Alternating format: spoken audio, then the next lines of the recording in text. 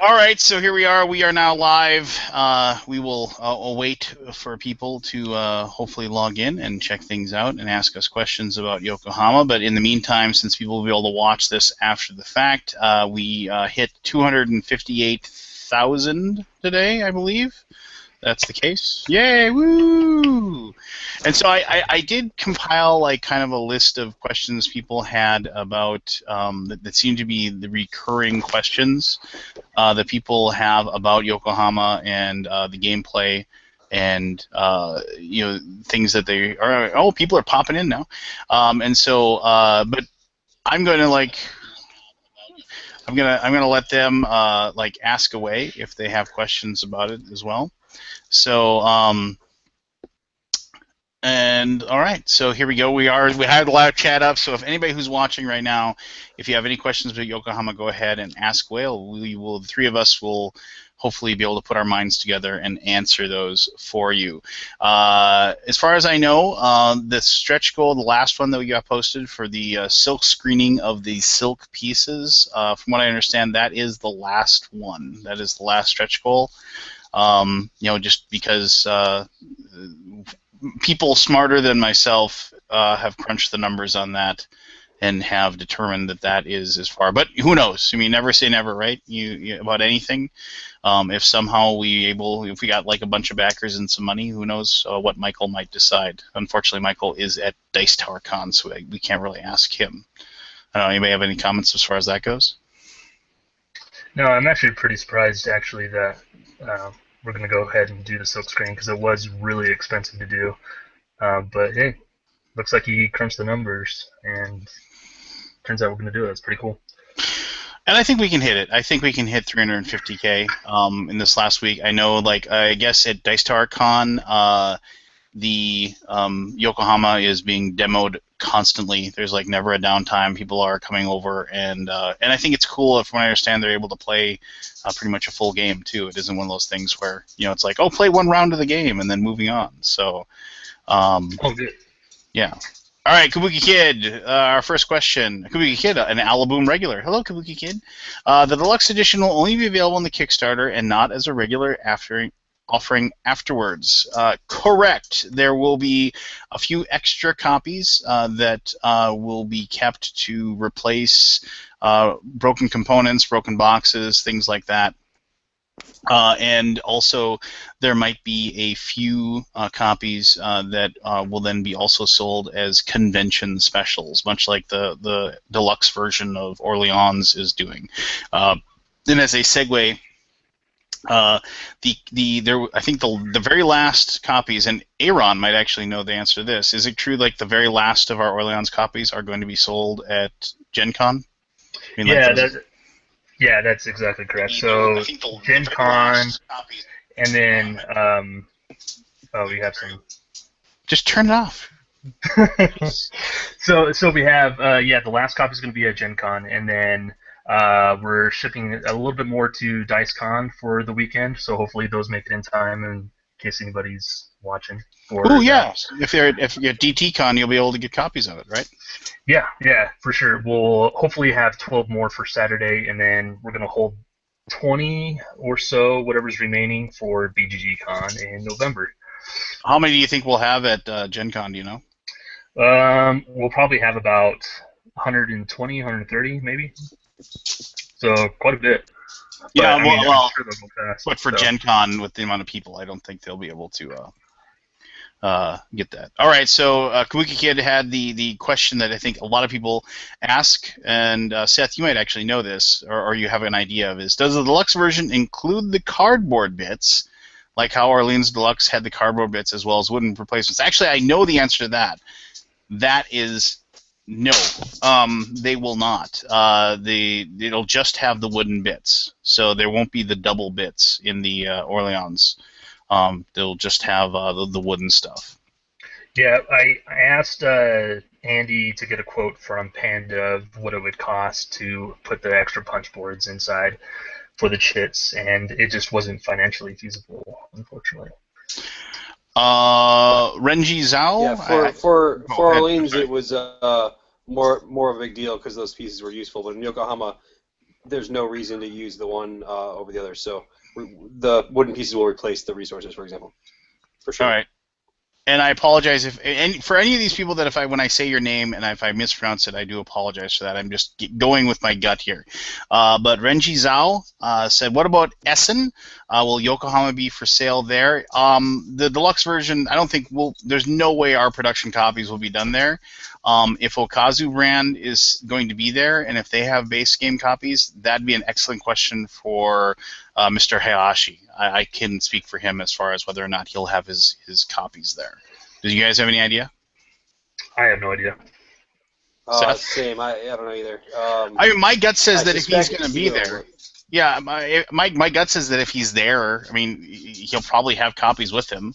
But I don't think we have ever had any kind of restriction on him for selling the Okazu brand copies. I Does mean, he I don't think so. does he typically go to Essen?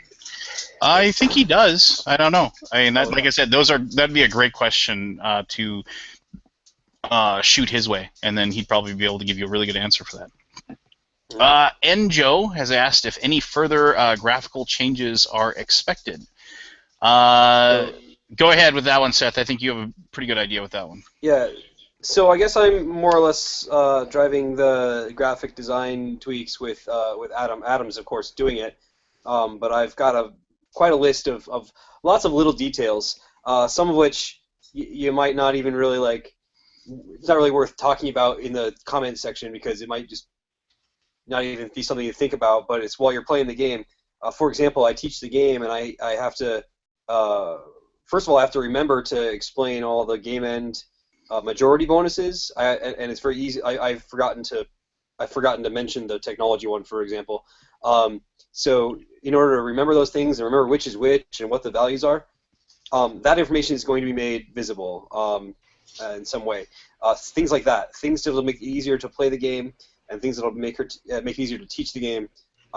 Because I feel like we're making this. This is a great game. It's a very streamlined, smooth game. There's no reason it shouldn't be as accessible and as easy to teach and play and learn as possible, so people can concentrate on playing the game, not on trying to remember rules or scoring bonuses. So lots of little things like that are going to happen. There aren't necessarily going to be stretch goals to make them happen. They're just going to happen anyway, just to make sure that the game is as approachable and easy to play as it ought to be. It's possible that we won't get through all the changes. Some of them might be more work than is deemed worth it. Some of them will be maybe we might run out of time before we can get to them. But certainly all the biggest and most important ones are going to be addressed. I know some of them are already being addressed by Adam. So Thank you hopefully very that much. answers the question. No, that's a perfect answer. That next question. Go ahead, Lance. Oh yeah, I'll just that's my job. I'll just ask the questions. Are any changes being made to the core design rules? Other than I think there's like a 2-player variant that's being that we're adding from the original rules. Seth, you're also kind of our rules guru and game developer, so I'm going to let you handle that one. Yes, so we are adding a 2-player variant. I don't know if it's exactly the same as the one that was on BGG or if it's been tweaked. I don't. I actually was the Utah guys that decided on that, and I actually haven't played the 2-player one. But we are going to implement a variant that should make the 2-player game a little more interesting. And I think if I understand it correctly, basically it's like for the majority bonuses, there's a third player that's got a certain score. So if you want to get first, you have to beat him, and if you want to get second, you have to. You can't just do one thing and get second place automatically in these majority bonuses. I don't believe there's anything different than that. Other than that, there are a couple of discrepancies I found in the rulebook between the rulebook and the tiles, or between the rulebook and what I was taught, and I'm going to get those answered and make sure they're clear in the rules as to what the rules are. I just watched a how to play video today.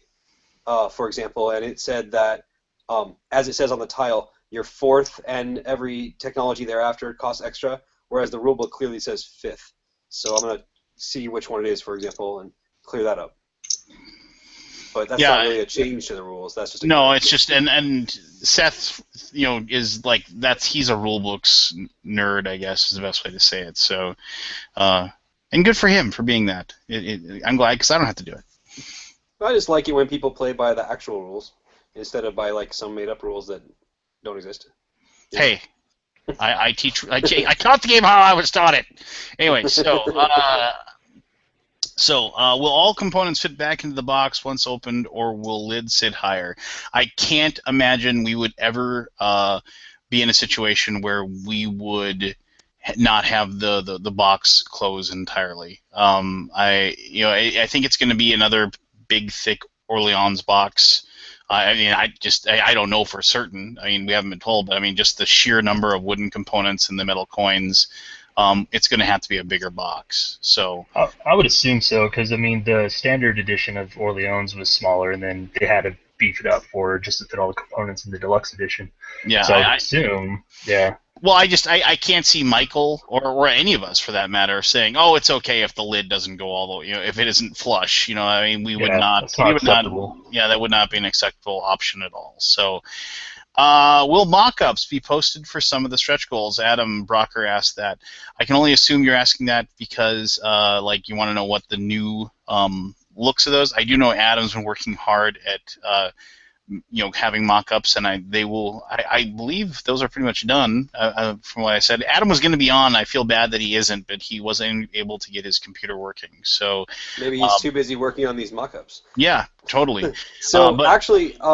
A comment on Adam. So I don't know if we're going to get 100% of all the mock-ups posted, but that's partly because Adam was going to start full-time August 1st, and he's already started working on these things. He's kind of early, so I'm not sure that we can necessarily expect him to get everything done when he's not even working for us yet. You know what I mean? So he's gotten a lot of the mock-ups posted just so we could see, we could show what the graphic design changes are going to look like, and I think that's great. But I wouldn't blame him if we didn't get every single piece mocked up before the end of the campaign, mostly because he's not technically working for us yet, Well, and I think the other thing is that we'll even after the campaign is done. I understand people want to see what they'll look like before they give us their money, and that's a very, very valid feeling. But I also think that after all is said and done, we are still going to work with the community, and we're going to try to make sure that, obviously you will never be able to make everybody happy, but our goal will definitely be to, make a game that the vast majority of our backers for the deluxe version will look like, like what they want, I know it sounds lame, and I realize that but just trust us. I mean, TMG. One of the big things that when I got hired in the company is Michael drummed into me was, we're not going to make a cruddy game, and we are not going to make. We're going to make sure that we listen to our community and listen to the people that are backing this and making this game a reality. We're going to make sure that everything looks good. And as the mock-ups come up, if I think it would be very obvious if we said, hey, this is what the tea leaves are going to look like, and if the community had an uproar and said that looks horrible, we would go back to the drawing board and look to see to change that. So just it's one of those things. Perhaps, yeah. Enjo said Orleans Deluxe goods seem a bit big to me. Will Yokohama's goods be on the same scale? Aren't they? What's the you guys have the millimeter scale? I remember Adam posted that once in our conversations. I can't remember what it is. I was assuming they would be about the same size as the square tiles in the basic game, but I don't know if that's accurate. So yeah, I mean it's I hope they're not bigger than that. Because obviously it's a lot of stuff. So the space is at a premium, obviously. I do know that. I mean, it's one of those tricky things where you want to make sure that they're not so small that you can't have a definition to the item, but you also don't want it to be too big. I think that the chit size that's in the box, I think, is indicative of what it'll be. So, what is it? Oh, the box size be comparable to Orleans Deluxe box size, Kabuki Kid asked. I suspect the footprint will be the same. Actually, might not be. The Orleans Deluxe footprint is Orleans is bigger than the TMG standard, right? Because it's Is that true? Well, I'm looking at my Well, boxes. I'm looking at my boxes it's over there. thicker. I don't have my Yokohama box. The Yokohama box is relatively thin comparatively to No, like. I'm talking about the footprint, the width. If you're looking at the top of the box, the length and width of the top of the box, It of is. Orleans, is that's a little bit bigger or taller than the TMG standard box, right? Aaron, do you know if they're gonna put the Yokohama one? If they're gonna, well, they're probably gonna match the footprint of the It, Yokohama box for the artwork, right? And then just make it taller, or are they well, gonna it's make it a going to be the TMG box same. size? It's going to be standard size of the width and length. The TMG That's box what Andy said. standard size? Yeah, So same yeah, as it should like be. Gold West or Scoville or Homesteaders. Right, right. Yeah, Okay. And it might be thicker, depending. It'll be as thick as it needs to be to fit all the stuff, right? yeah. Because I'm pretty sure Michael and Andy are all about stacking games and making sure that they're all symmetrical, kind of width-wise or whatever. So. All right. Let's see here. How long does setup take? Well, Seth, you've played the game like dozens of times. Now that you've played it that many, how long does it take you to set up a game? Well, so this is going to be a slightly variable answer because a lot of people like to keep each of their different resources in a different little baggie, and I'm not really sure that's the best way to go. It turns out the copy I was using had a Brewcrafters like um, piece sorter deal in it, so that was handy. It sped things up. But irrespective of sorting chits, which everyone's going to sort it differently. As far as like putting the tiles in the right place and making sure everyone's got the right stuff, uh, actually goes pretty quickly. The longest part is just getting all the pieces out of the box and sorting them however you like. I would say it's on par with any other Euro game that you would play. And the I mean, there the are a more lot you of different play it, the resources, quicker it'll but be. Honestly, the more well, you play it. Go ahead. and here's a tip for people who don't like long setup times. I used to bag all my components, like if there was a game that had 4 different resources, I'd bag them all separately and I keep them all separate. And I found that at the end of the game, I was sorting everything and putting them into separate bags. And at the beginning, it made setup relatively quick because I could just dump out each bag, but I still had to dump out 4 different bags. Honestly, nowadays, I just put them all in one bag and then I pour them out. And when you need a red one, you pick a red one out of the pile. Or if someone's bored when it's not their turn, they sort pieces. And when it comes time to clean up the game, you just dump them all in the same bag. And that increases setup time and cleanup time quite a bit. So for people who are interested in quicker setup and cleanup times, maybe just bag all your resources together and don't worry about the fact that you've got your red ones and the blue ones in the same bag. And that'll increase drastically the setup time, or decrease drastically the setup time and the cleanup time, and let you play more game. If I may, I think maybe they're referring to like the random setup, like putting the tiles out and stuff like that. Well, that's just a matter of putting down like 6 or 9 or Well, you're 6 or playing with 10 the four or 14 players. tiles. It's 4, 9, 15. So it's 15 tiles, and you just slap those down. I mean, it's pretty easy. And then you add Well, on the extraneous tiles, and then I mean, it's got like a 10-minute setup time after you've played it and you know exactly what you're doing. It I'd say doesn't take 10 that minutes long. is an awfully long time. I don't think it's that long. I Well, mean, okay. you just even if you had to read the book each time, I think you just set up tiles, you shuffle some cards and put one on each, shuffle the order cards and put them out. I mean, we're talking 3-4 minutes maybe. I don't know. Yeah, it isn't long. We'll leave it on that. Yeah. So, okay. Tonkers 303 asked, will expansions, if any expansions, work with the deluxe version, especially since there will be no cardboard chits in the deluxe? As far as I know, no expansions right now are even being considered or thought of. So that's kind of a tough question to answer. I can only tell you that we would never. If we did an expansion, we wouldn't do an expansion that like wouldn't be compatible to your version. If you paid us for a deluxe, we wouldn't come up with an expansion that made it obsolete. Just that would not happen. I can't imagine a world where Michael or TMG or Dargan or whoever will allow that to happen. So. Adam says, thank you for getting rid of the Pac-Man fish. I actually like the Pac-Man fish, but I am definitely in the minority. So there you go. So yes, the majority ruled, and the Pac-Man fish is gone. So let's see here. Custom inserts. TMG should sell their own custom insert for the game. Yeah, you know what though? TMG is not a custom insert making company. We're a game making company, so we don't usually like to do accessories. Is what Michael has said in the past. That's true, and I do know that a few, I mean, reach out to the biggest thing is just reaching out to like the different people that make the inserts, like or like Meeple Realty or oh gosh, I can't even remember all of them now. I mean, like Broken Token, Robert, maybe. yeah, Broken Token, Robert Searing with his insert here.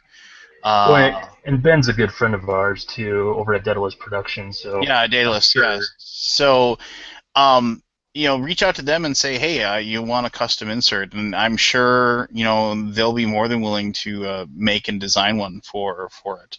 I personally, I don't, I mean, not to go off on a tangent, but I've never really understood the need for the insert, honestly. But then I'm a heathen, so.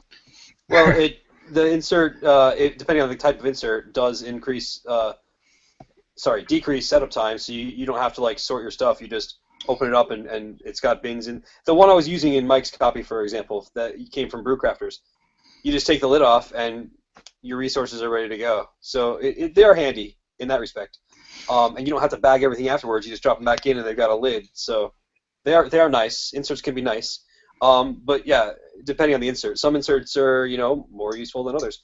I have a Broken Token one for Lords of Waterdeep, and that's a really neat one too, because you can just it's got spaces for all the stuff, and then it's got a little liftable tray, the little sub tray that holds the resources that you can just pull out and keep on the table, and you don't even have to have the whole box on the table. So There you go.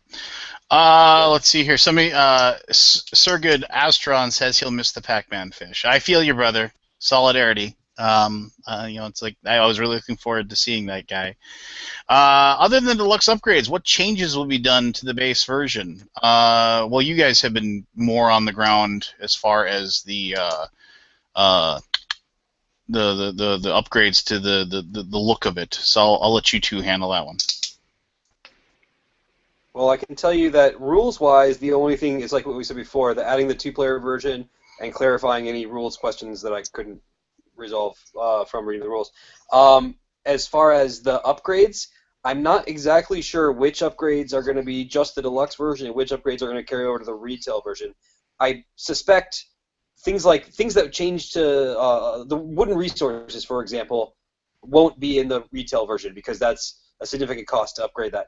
But some of the graphic design changes, probably all of the graphic design changes, will be in both versions because we're not going to we're not going to have two different graphic design versions, two different versions of tiles. So any graphic design changes are going to be on the retail version as well as in the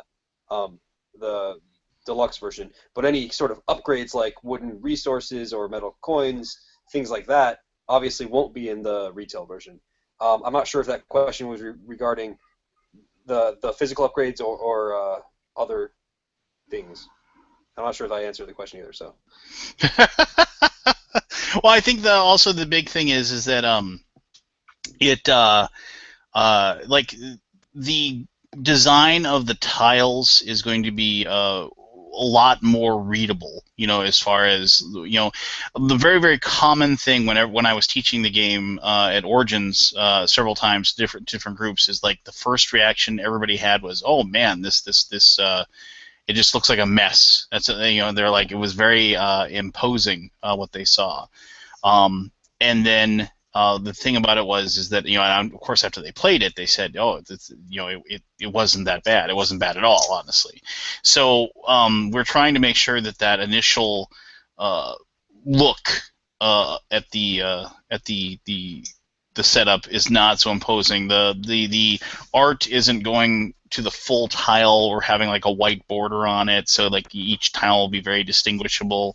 What are some of the other things? You guys know that probably better than me, as far as just to make it, that white clean border, it up. That white border was something that was some people were sad about in the comments. They were saying they liked the full bleed art, but it's number one by far and away the biggest or most common comment that we got from players was, I wish these had borders so we could tell the I don't know, compartmentalize them, I guess. So I know people sometimes will look at like a single tile and look at the design of it and think it ought to be different, but it's tough to keep in mind that that tile is going to be in context in a grid or an array of other tiles, and it might not. A design choice that might look good with just a single tile might not look as good within the context of how it's going to be used. So hopefully people will keep a little bit of open mind and trust that the professional graphic designer who's playing the game right now, I sent him a copy. He got it. He's played it. He's not going to be doing it in a vacuum, and these things will not everyone agrees on everything, but it's going to be very difficult to argue against some of these design changes being better. It's going to be more readable for sure.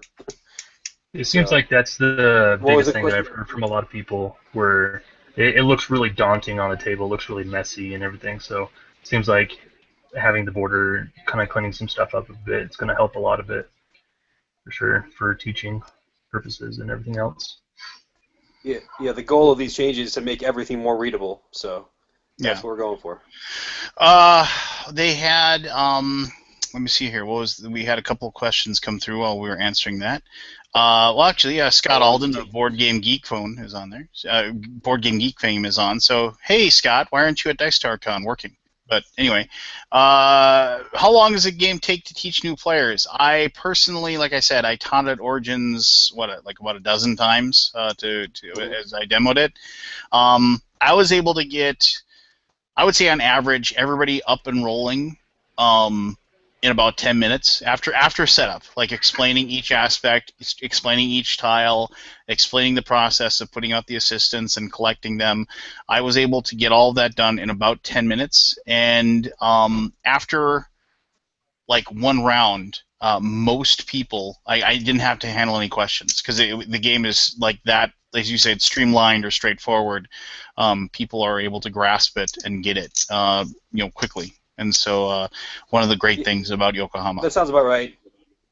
10 to 15 minutes, including setup and teaching. Sounds about right. Kabuki Kid said, if you were to give the game a difficulty rating, say on a scale like Avalon Hill used to use from 1 to 10, where does Yokohama land? I mean, if it's somebody just coming in and this is their first ever strategy game, I'd put it like maybe 6. If it's somebody who's played like worker placement games or pathing games like Istanbul or things like that, it's definitely lower on the scale. It's fairly simple. It's really not too complicated. It's not rules difficult. It's just complex, like strategy wise. Like how do I get the 7 resources I need to be able to turn in this reward so I can get a bunch of points? That's where the fun of the game is, not in having super complex rules. So. Right. Scott Alden says, "Hey guys, check the Grey Elephant playthrough. They had a rules question come up during the game. That's one of those things that, like Seth was talking about. There's like incongruity between the rules that you're trying to find, using gold for tech, in the rules, and that's one of those things that you're researching, right? Trying to get an answer from. Yeah. So. Yeah, I believe actually it's a discrepancy. It's actually on the church, not the tech. The church board says it's $2, to buy a faith. In the rule book it says 1.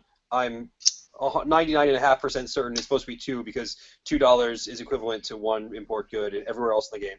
So 2 is the answer, and of course that's going to be clarified in the rule book. I think it's a typo in the rule book. Somebody asked, "What's the next thing that we are?" That's the specific answer.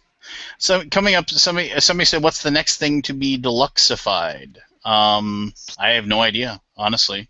I don't think we know yet. I don't think any of us know yet. Yeah, it's one of those things where, go ahead, Aaron. You probably have a better idea. No, it's just when Michael brought it back. Well, when you guys brought it back from Japan, immediately after we played it.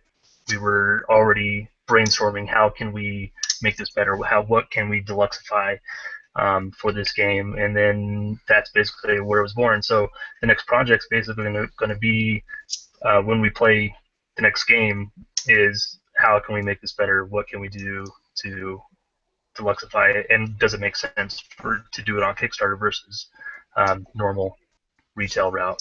Yeah, and also I think Michael said that we're kind of weaning ourselves off of the Kickstarter route as well. and not going through that process. I mean, we're not going to have a situation where we're never going to Kickstarter a game again in the future. But I understand, and I could be wrong, and you guys can correct me. But I think that it is a situation where Kickstarter is not going to be used as often as it has been in the past by TMG. Yeah, Michael said, going into 2016, we're only going to do a few Kickstarters.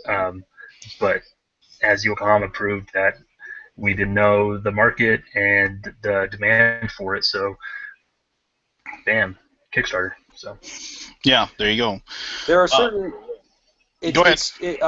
I think I don't know how common this thought is, but amongst the team, but I think there are certain games that are amenable to Kickstarter and certain that are not. For example, I hope that we haven't got that many eminent domain titles left that are going to come out, but I hope that any eminent domain title could go through Kickstarter because we have that audience. Every single title has, the base game and all the expansions have been through Kickstarter to begin with, and there's sort of an audience there. Whereas a brand new game doesn't necessarily have that audience on Kickstarter. Also, of course, these deluxe editions of things make for a good Kickstarter because we only are going to do them once in the first place, and it's a really good format, a good candidate for that kind of format. Whereas, again, if we were doing Yokohama and we weren't doing a deluxe version, maybe it wouldn't make a good Kickstarter candidate. So I'm hoping that we can pick and choose which games we use Kickstarter for and which games we don't in a smart way, rather than just saying we're dropping Kickstarter altogether, because I think for some games it's actually better than not using it. And I think Michael agrees with that, but things change over time, and it might not be true all the time, or it might not continue to be true. Yep. Yeah. Never say never. It just always say that. I don't think we can ever be 100% on anything. So, Sir Good Ostron wants to know if the cards will be standard size. I know. Half poker. Yeah, half poker. And then the little tiny ones, the tiny cards, which I hate. I hate those tiny cards. And that's not just the tiny cards in Yokohama. I just don't like those little tiny cards in games. But those will be the standard mini-sized cards. So at least they appeared that way.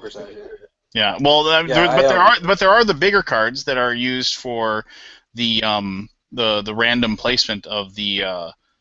Are those normal? No, those are they're all the same. All the cards are the same size, aren't they? Oh, I think all the cards are the same, and like I said, they're probably half poker size. Although it could be like mini Euro size, but I'm pretty sure we use half poker when we print stuff. That's a good question. So let's find out for sure, and we'll definitely let you know when. Yeah. Well, you could look at the manufacturing quote and see what was quoted if you like, but that's where I always look to see. But yeah. It might be wise to make sure that's known before you go buy sleeves ahead of time in case you get the wrong ones, I guess. I don't know. I wouldn't sleeve the cards if I were you. The sleeves, these cards don't get handled during the game very much. You shuffle them at the beginning of the game, I guess, a little bit, but I wouldn't bother sleeving, but I know a lot of people will. Yeah, just people like to sleeve their stuff. It's their thing, so which is fine. I'm not a sleeve guy. I just never have been. Tonkers through with you wants to know what the next big thing is from TMG. Well, Ponzi scheme, right? And Orleans Invasion would be like the next, I guess, quote unquote, two big things. Downfall's going to be huge for later this year. Our first 4X game. So, but there hasn't been anything. Oh, Downfall, yeah, that'll be awesome. Downfall will be big, but I mean the next thing that we have that I think people are going to really like is Ponzi Scheme. Ponzi Scheme is absolutely amazing. It is a great. I never thought I'd play a game that actually would have really bad anxiety between turns. And it isn't a thematic game of cat and mouse or anything. It's just am I gonna have enough money to not go bankrupt? It's definitely an impending doom game and a lot of fun. So, and there's a outside chance. Aaron, you might know this. What are the chances we're gonna have copies of that at Gen Con? Pretty slim. We might be able to air freight, but I think the time has passed if we were going to air freight, because we're still working on a little bit on the envelope, a little bit, and some other things. But we haven't even approved the final piece yet. So What a womp womp on that. I know. But Thieves Market comes out, and we'll definitely have that, and we will definitely have Guilds of London, right? Guilds of London will release. Lots of Guilds of London, yeah. Yeah, we'll have a ton of Thieves Market. We'll have a ton of the Guilds of London at Gen Con, and also just a shout out to everybody who watches this. If you want a copy of Guilds of London, and you aren't going to be at Gen Con and racing to get to us right away, seriously go and pre-order it. The only places I know for sure that you can pre-order it and you're going to get a copy are Cool Stuff and Miniature Market. And anything else, there's no way. But I mean, Cool Stuff and Miniature Market know exactly how many copies of it they're getting, and they won't, oversell. So if you're looking when Lance says there's no way, he means there's no way to know for sure how many copies they'll get, but it will be in distribution. It's not like there's no way he'll get a copy. Well, no. In fact, isn't it? If you go time through, to release. Well, no. what I'm saying is that and we kind of go back and forth on this a little bit, but the whole print run's been allocated. The first print run's been allocated, and it's so the distributors have all asked for their copies. The two places I know of online that are certain of how many copies they're getting are Miniature Market and Cool Stuff. And so if you went there right now and you pre-ordered it, you're going to get a copy of that first print run, as long as they're able to sell it to you. I mean, anywhere else, if you go to your local game store and you say, please pre-order it, they probably will be able to get it for you, but, there's no way that anybody can know for sure, kind of thing. So, anyway, go ahead, Seth. You were saying?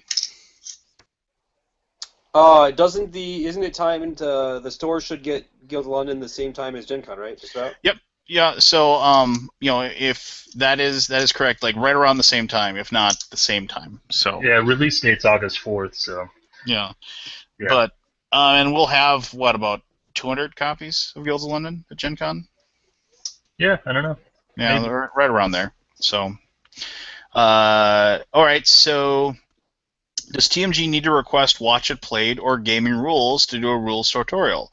It's possible, but I don't think we've made up our minds as to whether or not that's going to happen anytime for sure. So, specifically for Yokohama? Yeah. I mean, it's definitely possible. We don't know for certain it's going to happen one way or the other. I don't even know if we've even reached out to either of them as to whether or not if they have availability to contract out to make a video yet. So yeah, that's the big thing at least with Rodney. He's pretty booked usually. It seems like. Yeah, and I mean, Gaming Rules, he does a great job too. But I don't know. He also works for Czech Games, so CGE. Oh. So yeah, I mean, so who knows what his schedule's like either. So. Kabuki Kid says, can't wait for Orleans Invasion. Same here. I can't wait for it either. Breathe new life into a game that I've played a lot of. So, let's see here.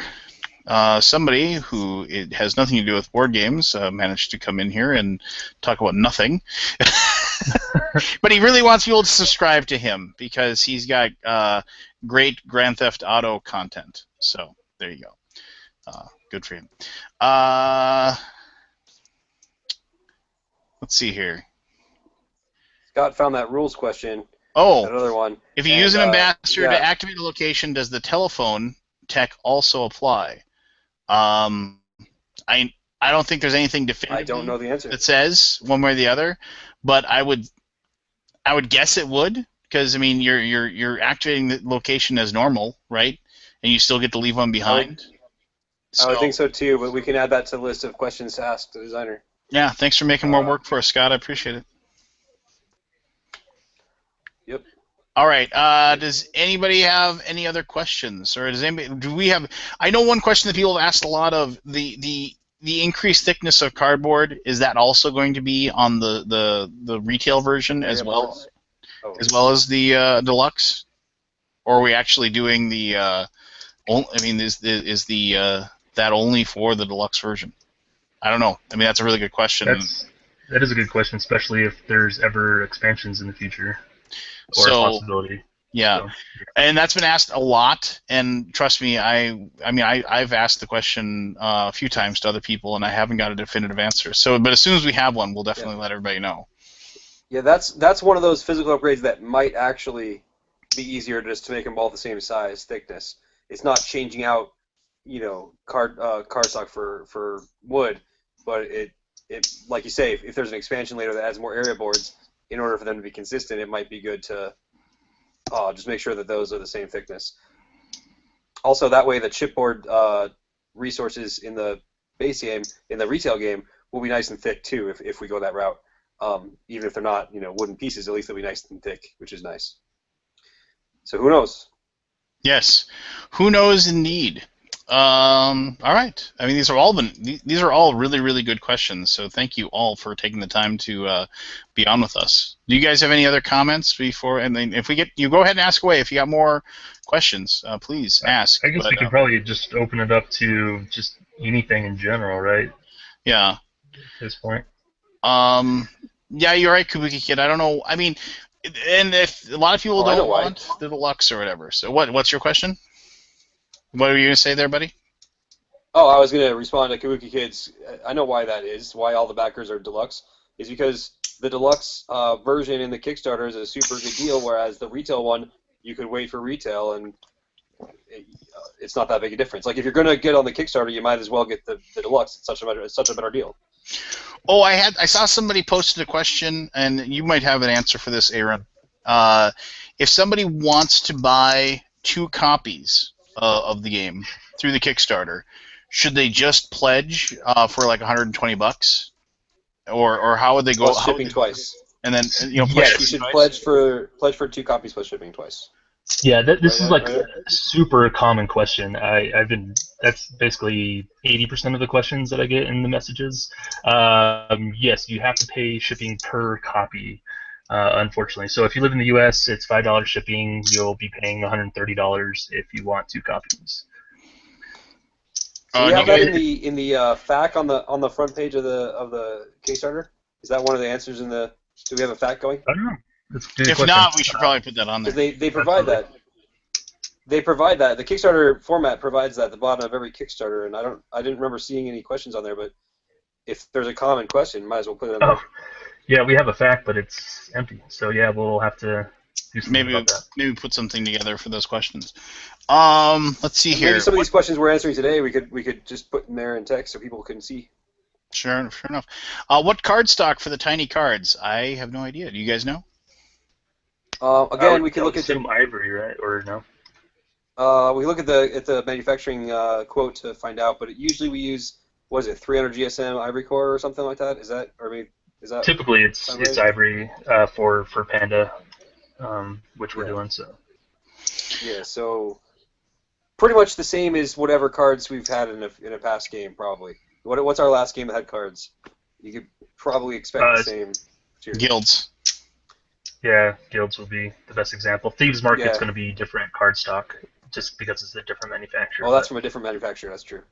Yeah. Let's see here. The Adam Brocker asked, "Is there an estimated quarter for release?" I don't think we really want to touch that, but I would just give us 9 months after it ends. That's a good rough estimate of the amount of time it takes to,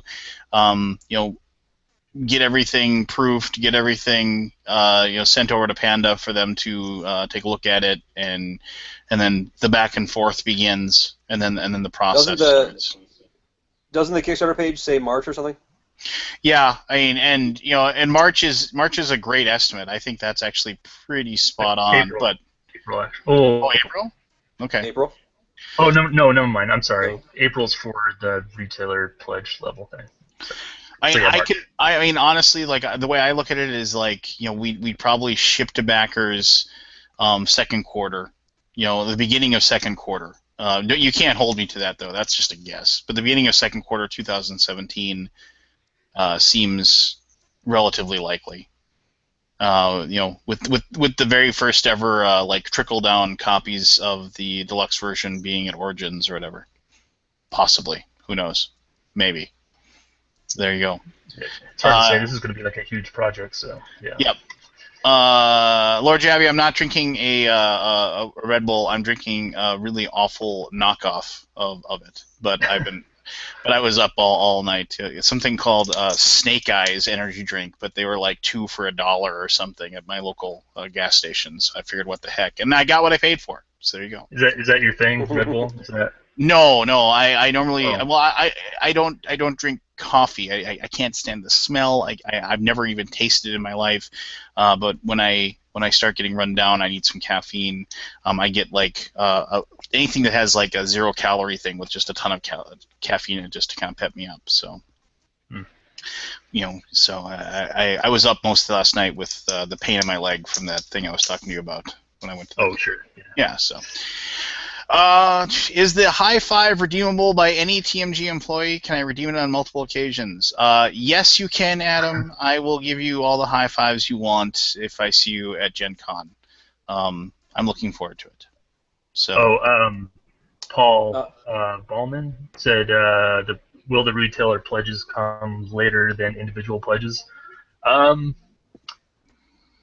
Yes, specifically because backers should get their copies first, than retail stores. I would assume that would be the consensus across the team. But I'll say this: a buddy of mine, my local game store owner, he actually backed at the retail level, and he's really excited about the options. So, cool. Yeah, get some people. I mean, that's a really good option. If you have multiple people, and the reason why he backed it is because.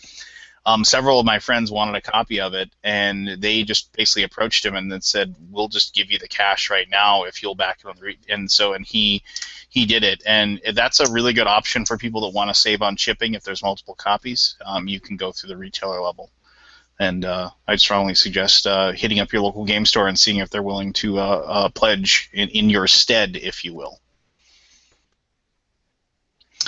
Anybody got any questions about TMG in general or in any way, shape, or form? It doesn't have to be about Yokohama. Other than that, I mean, I guess I really appreciate everybody taking the time to be on. So, I mean, this is... what is the most unappreciated Aaron TMG Lance, title? I'm sorry, go ahead. City Hall. Probably City Hall. I was going to say someone Terra check Prime. the comments. We've gotten a bunch of... Oh, yeah, thanks. That's probably true. Check the Kickstarter comments. We got a couple comments that just came in, but I don't have enough devices here. I'm like in my sister's. All right, here I'm looking at these right now. Seattle. People seem to be. They might be relevant. There's a question. People are saying that the silk screening about the possibility. The silk screening would be weird if only like the silk had the screening, like the image on it. I mean, this is a situation I'm sure 100% where of the people are going to say that. Well, no, I mean, I understand where they're coming from on it, but this is a situation where after we solved the Pac-Man fish, and after we, like kind of looked at everything, the one token that the majority of our backers had an issue with was the silk token, because it looked kind of like just a misshapen chunk. It didn't, like, I mean, everybody knew what it's supposed to be. It's the only, like, I think you said that, Seth. It's the only white, like, anything in the game. Like, so like when you're gonna look at all the components, there's gonna be these white silk like tokens, but like people they were like, it just doesn't look like silk, and I think you also said that, Seth, that like if you just showed people the actual tokens without telling them what they are, people are going to say, well, this is obviously fish, this is like a leaf of some sort, and then people are going to say this is rope, and this is a clay brick. I mean, like the tokens. I mean, that's when I saw those things for the first time ever when I was playing Yokohama. I mean, that was what I was. I didn't realize. I mean, the fish was the only one that actually, like, I said, oh, that's fish. Everything else was like, well, that's a tea leaf. Oh, okay, it's a tea leaf. Fine. I didn't know, and I didn't think that was silk. I thought it was rope. Like, that was the thing that I had, and also then I said like a clay brick, but obviously we know they're tea leaves, they're fish, they're copper, and they're silk. And by putting the thing on the outside of the silk, it gives it ability to stand out. And I think that the most people said that that's what they wanted. I mean, it was just one of those things where people wanted, of all the things, of all the different resources they wanted to stand out, that was the one. So, Yeah. and that's why we offered it up as. I mean, we weren't, and I'm actually, like Aaron said, he's surprised we actually had that extra stretch goal at 350K or 351K, I should say. Yeah, I tried to talk. I talked to Mike this morning actually, and I tried to talk him out of it and do something different. But it looks like that was what was decided on. I agree with the 99% of the people that are going to say it looks weird to have one silk-screened resource and the other's not. But whatever, it's out of my hands. Yeah, I mean, we can only do one, so it's kind of a. It's a well, or we could do zero. Yeah, we true. could do zero and instead do something else. Yeah, but we do need another stretch goal. I agree. And then here's the question, I guess. There is that if you feel if I don't know for sure, but if like the vast majority of like you say 99% of the backers like were very adamant about no silk screening anything else, then I mean Michael might listen. I don't quote me on that. I'm just saying that let us know. Let us know exactly what it is that you want. Well, people were saying that in the comments, whether or not they liked it and whether or not some people wanted it, some people didn't. Once you announce it as a stretch goal, you're kind of I mean, you can theoretically change it, but you're going to run into some big complaints because now you've promised something and now you're changing it, and there might be a silent majority that liked it when they were pledging for it. Whether or not that's true, people will claim it's true. Like once you pretty much say you're doing it, especially once you reach the stretch goal, it's probably ill-advised to change that, or you'll get some backlash. Yeah, definitely. I'd be angry as a backer. So yeah, once it's out there, I mean, maybe before we hit it, we could change it, but it's out there. Okay. Paul wants to know if we'll ever sell the Dargon hoodies. My understanding is that we're actually looking into the possibility of mass producing those and then selling them at conventions. So we had some for Origins, but nobody wanted to buy it. But we sold one, I know for certain. Did we? Oh, okay. Tiffany Ralph bought one. The one tar, the board game blogger. I know for a fact she bought one. I think the reason why it was because they're handmade. They are a little bit on the expensive side because of the fact that like I said, there's actually somebody stitching them together, so to speak. Yeah, so if it's something where they could be mass produced and we could bring the price down and we actually knew that people we actually could sell them on a more mass basis. It definitely is something that is. Michael really would like to do that. So, they're fun. They are, and they're warm and they're comfy, and it's and I like walking around and pretending I'm a dragon. So it's my kids think it's amazing. They're just sad they don't have one themselves. So I gotta bug Michael to let me know who. I gotta get a hold of that lady and have her make some for my kids so they can walk around and be dragons too. Jeff Honer, did you take a survey about the screening of Silk? I'm not sure that most people agree about that. Some vocal people think so. Well, no, we didn't take a survey, but I mean, I'm not going to put words in anybody else's mouth at TMG, but I mean, we've all three of us and everybody at TMG have fielded the questions on the comments board, and I mean that was the big concern people had, was that the Silk thing didn't look right, and so we have tried to satisfy that concern. So I mean that's the route we took. I don't know what else I can say about that. Yep. In general, about polls, it's not. We don't like doing polls and things because then it's everyone who voted a certain way. If they don't get their way, they feel even more like, hey, my vote didn't mean anything, and they get even more upset. So Mike doesn't like doing polls for things on Kickstarter, and I agree with him. I don't think it's.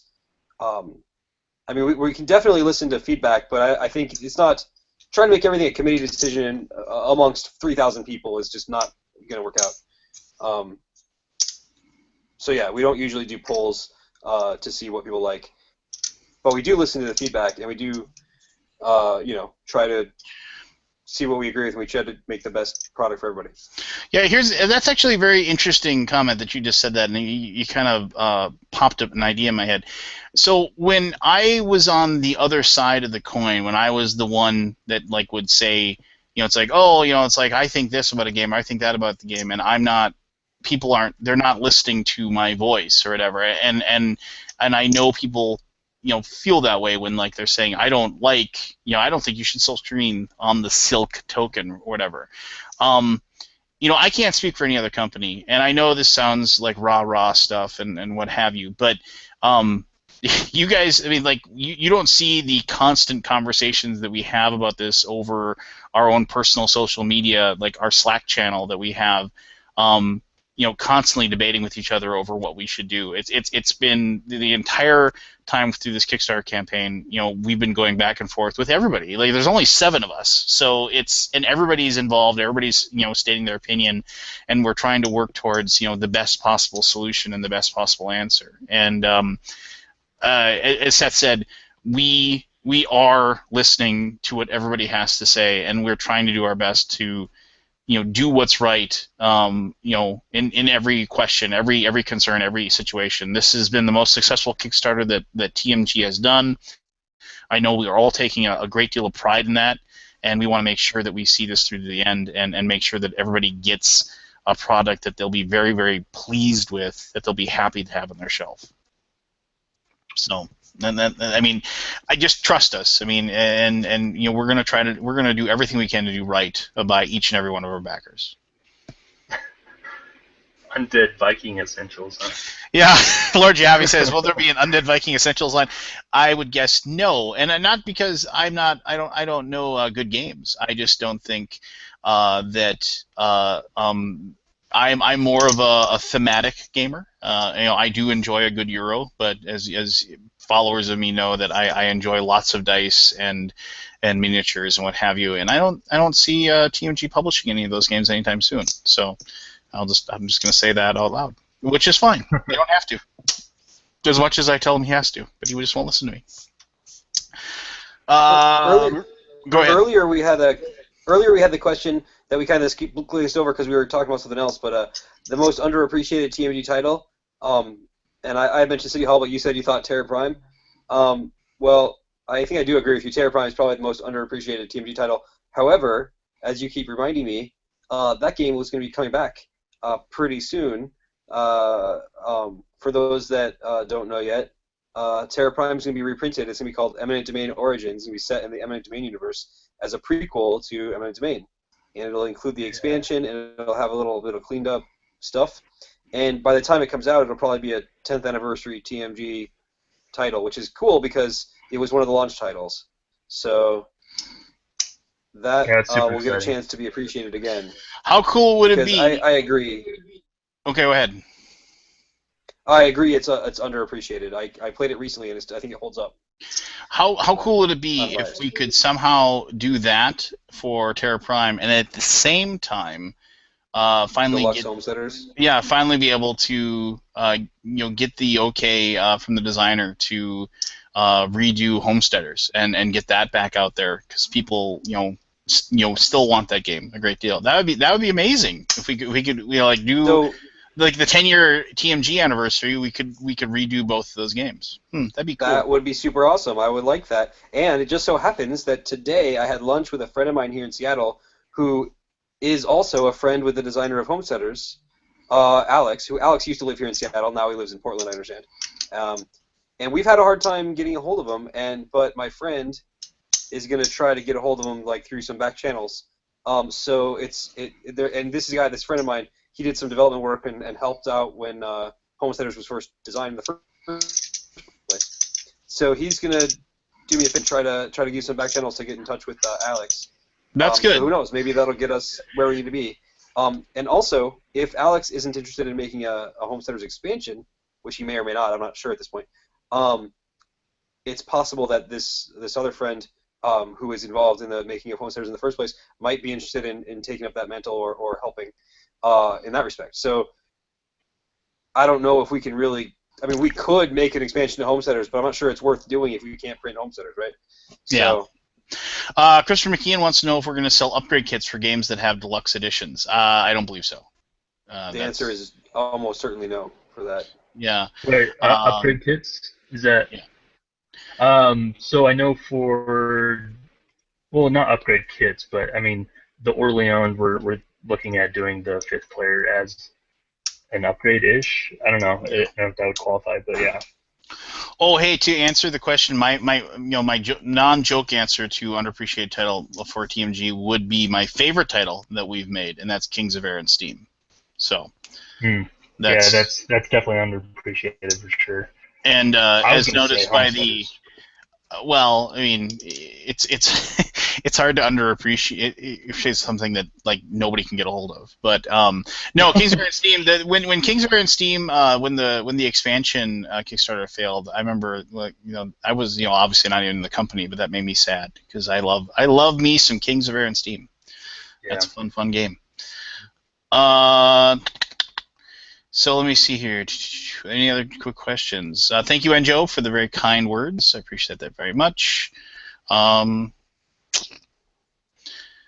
think that's it. I mean, does anybody else have any random questions? Otherwise, we can. I thank you so much. We got a lot of people watching, and I think these were all really, really good questions. And this will be a very valuable resource for the other backers that weren't able to log in and chat with us.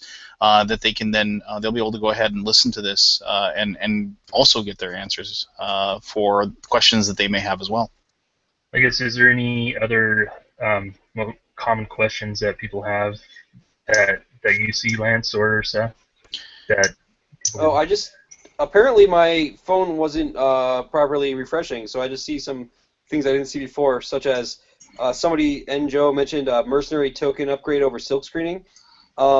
So it won't be a stretch goal, but I intend to change the mercenary tokens to cards. So I think that's a more appropriate component, and it'll better show what you got, and we can show that artwork off a little better. Oh yeah, I totally forgot about that you said that, because that would work. That'll work so much better because it'll be a large thing.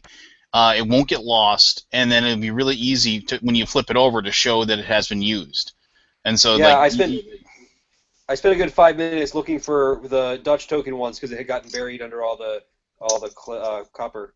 So I'm like, that's just obnoxious. There's no reason you should have to hunt for this single token.